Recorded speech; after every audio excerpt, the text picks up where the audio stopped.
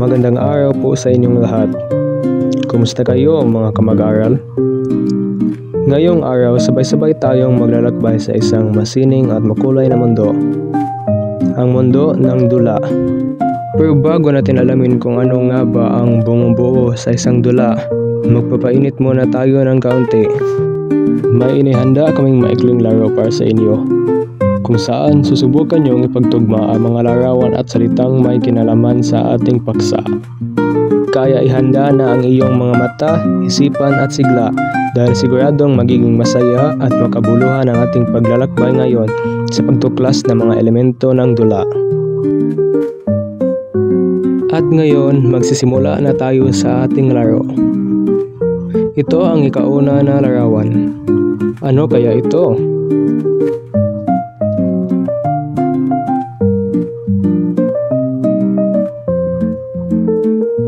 Tama! Ang nakikita niyong nagbibigay ng utos ay ang direktor. Siya ang gumagabay sa lahat. At dito na tayo sa ating ikalawang larawan. Sino naman ito?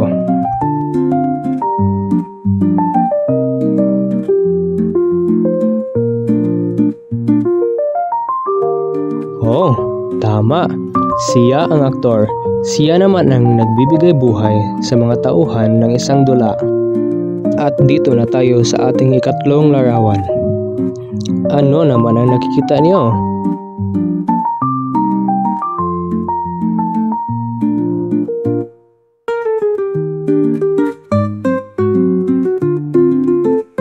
Ang galing! Tama na rin kayo. Ito naman ang tanghalan kung saan isinagawa ang mga iba't ibang dula. Sa ikaapat na larawan na tayo. Ano naman ito?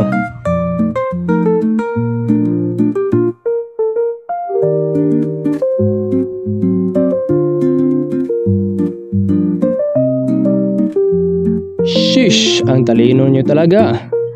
Ito naman ay ang script. Dito nakasulat ang mga salita at tagpo ng dula. At dito na tayo sa ikahuling larawan. Ano naman ang nakikita niyo?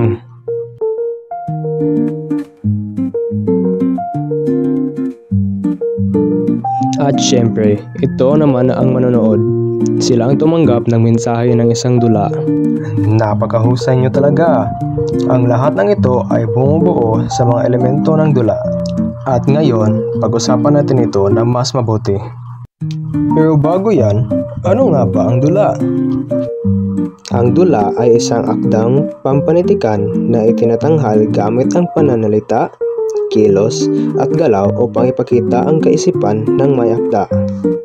Isa itong uri ng panitikan na ang pangunahing layunin ay may pakita sa tanghalan. Ipinapakita nito ang mga madudulang bahagi ng buhay ng tao. Taglay nito ang mga katangian ng tunay na buhay, tulad ng mga suliranin, pagsubok, tagumpay, at kabiguan na nararanasan ng tao. Ngayon nga alam nyo na ano ang dula, alamay na natin ang 5 elemento ng dula at kung bakit sila ay mahalaga sa pagtatanghal. Ang ikaunang elemento ng dula ay ang script. Ang script ay ang pinakakaluluwa ng isang dula. Lahat ng bagay na isinasaalang-alang sa dula ay naayon sa isang script. Kapag walang script, wala ring dula. Ang ikalawang elemento naman ay ang gumaganap o aktor. Ang mga aktor ay ang nagsasabuhay sa mga tauhang nasa script. Sila ang bumibigkas ng dialogo at nagpapakita ng iba't ibang damdamin. Sila ang pinanonood na tauhan sa dula. Ang ikatlong elemento naman ay ang tanghalan. Ang tanghalan ay anumang pook na pinagpasyahang pagdahusan ng isang dula. Ang tanghalan at tagpuan ay nagkakaiba naman. Yung tanghalan ay isang lugar na kung saan ang mga artista ay nagtatanghal. Habang ang tagpuan ay isang lugar na pinag-usapan ng dalawa o higit pang mga tao. Ang halimbawa naman ito ay ang tagpuan natin ay nasa Manila. Ang ikaapat naman na elemento ay ang direktor. Ang direktor ay ang nagmamahala at nagpapakahulugan sa isang script ng dula. Siya rin ang nagbibigay buhay sa script mula sa pagpapasya sa kaayusan ng tagpuan, ng kausutan, ng mga tauhan hanggang sa paraan ng pagganap at pagbigkas ng mga tauhan.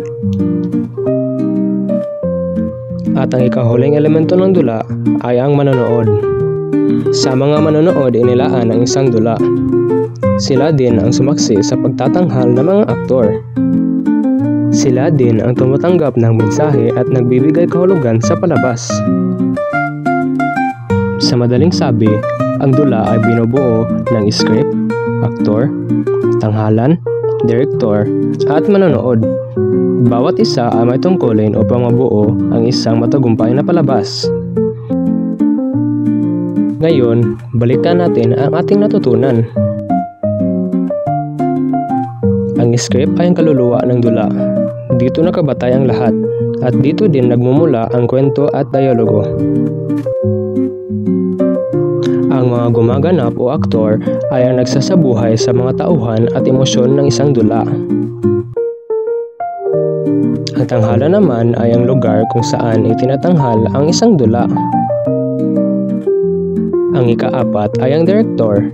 Siya ang namumuno, nagbibigay kahulugan at gumagabay sa takbo ng pagtatanghal. Ang mga manunood naman ay ang pinaghahandaan ng dula. Sila ang tumatanggap ng mensahe at sila din ang makikinig at manonood. Ang aral na makukuha natin sa mga elemento ng dula ay na mahalaga ang bawat bahagi para mabuo ang isang maayos na pagtatanghal. Tulad ng buhay, ang script ay nagsisilbing gabay, ang mga aktor ay nagbibigay buhay, ang tanghalan ay ang nagiging lugar, ang direktor ang gumagabay, at ang manonood ang tumatanggap ng mensahe. Ipinapakita nito na lahat ay may sariling tungkulin at kahalagahan. Kapag natutulungan ang bawat isa, nagiging matagumpay at makabuluhan ang dula. Gaya rin ng buhay na nagiging mas maayos kapag may pagkakaisa at pagtutulungan. Pero bago ako magpaalam sa inyo, magbibigay muna ako ng 5 halimbawa ng dula. Ang una nating halimbawa ay isang klasikong dula na isinulat noong panahon ng mga Kastila. Ang Walang Sugat ni Severino Reyes. Ito ay isang makabayang dula na nagpapakita ng pag-ibig at sakripisyo sa gitna ng revolusyon laban sa mga Kastila. Ang tema naman nito ay tungkol sa pagmamahal sa bayan at sa kapwa. Sunod naman ay isang makabayang dula na nagpapakita ng laban para sa kalayaan, kahapon, ngayon at bukas, ni Valerio Tolentino. Ito ay isang makabayang dula na sumasalamin sa paglaban ng mga Pilipino sa kolonyalismo at pagsisikap para sa kalayaan. Ang tema naman nito ay tungkol sa pambansang identidad at kalayaan. Mula sa mga makulumang dula, dumako naman tayo sa isang makabagong kwento. Mula sa Kulimliman ni Dustin Celestino. Ito ay isang makabagong dula na tungkol sa isang misteryosong lalaki at kaniyang buhay sa likod ng normal na pamilya. Ang tema naman ito ay tungkol sa sekreto, moralidad at pamilya. Ngayon, magaan naman tayong halimbawa. Isang nakakatawang dula tungkol sa sabong, sa pula, sa puti, ni Francisco Soc Rodrigo. Ito ay isang nakakatawang dula tungkol sa sugal sa sabong at kung paanong naapektuhan nito ang ugnayan ng pamilya. Ang mga tema naman nito ay tungkol sa pamilya, bisyo at aral sa buhay. At panghuli, isang adaptasyon mula sa nobela ni Jose Rizal na madalas ginagawang dula, ang El Filibusterismo. Ito ay karaniwang ginagawang dula sa mga paaralan. Ipinapakita ang galit at paghihiganti ni Simeon laban sa mapang-abusong lipunan. Ang tema naman nito ay tungkol sa katarungan, paghihiganti at pagbabago ng lipunan. At dito na po nagtatapos ang aming presentasyon tungkol sa mga elemento ng dula. Sana ay may natutunan kayo at nag-enjoy din sa aming video. Maraming salamat po sa panonood. Hanggang sa muli!